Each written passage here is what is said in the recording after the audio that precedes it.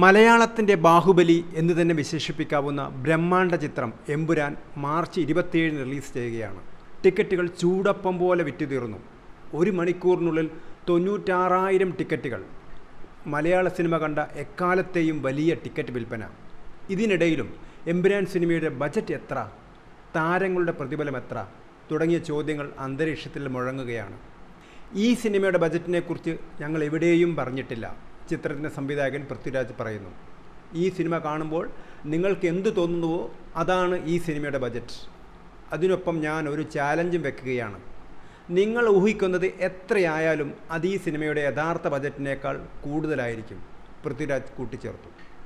ചിത്രത്തിൻ്റെ കാസ്റ്റിംഗ് ആരംഭിച്ച സമയത്ത് ഹോളിവുഡിൽ നിന്നും ബ്രിട്ടീഷ്, ചൈനീസ് ഫിലിം ഇൻഡസ്ട്രികളിൽ നിന്നുമൊക്കെയുള്ള ചില വലിയ പേരുകാരെ ഉൾപ്പെടുത്തണമെന്ന് എനിക്കുണ്ടായിരുന്നു. അവരിൽ പലരുമായും വീഡിയോ കോളിലൂടെ സംസാരിക്കാനും അവസരം ലഭിച്ചു. പലരും താൽപ്പര്യപൂർവ്വമാണ് ഞങ്ങളുടെ ആവശ്യത്തെ പരിഗണിച്ചത്. എന്നാൽ ഇടനിലക്കാരായ ഏജന്റുമാർ പറയുന്ന പ്രതിഫലം കൊടുക്കാൻ ഞങ്ങൾക്ക് സാധിക്കുമായിരുന്നില്ല. ഈ സിനിമയ്ക്ക് പരമാവധി എത്ര രൂപ വരെ മുടക്കാമെന്ന് എനിക്ക് കൃത്യമായ ധാരണയുണ്ടായിരുന്നു, പൃഥ്വിരാജ് പറയുന്നു.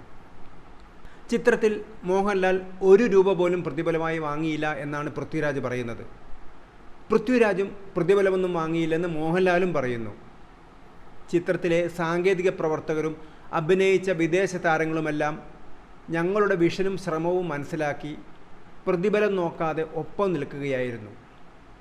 100 കോടി ബജറ്റ് നിശ്ചയിച്ച് 80 കോടിയും പ്രതിഫലത്തിന് നൽകി ബാക്കി 20 കോടിക്ക് സിനിമ നിർമ്മിക്കുന്നത് പോലെയല്ല ഞങ്ങൾ ചെയ്തത്. ഞങ്ങൾ പണം മുടക്കിയിരിക്കുന്നത് സിനിമയുടെ മേക്കിങ്ങിലാണ്, പൃഥ്വിരാജ് പറയുന്നു.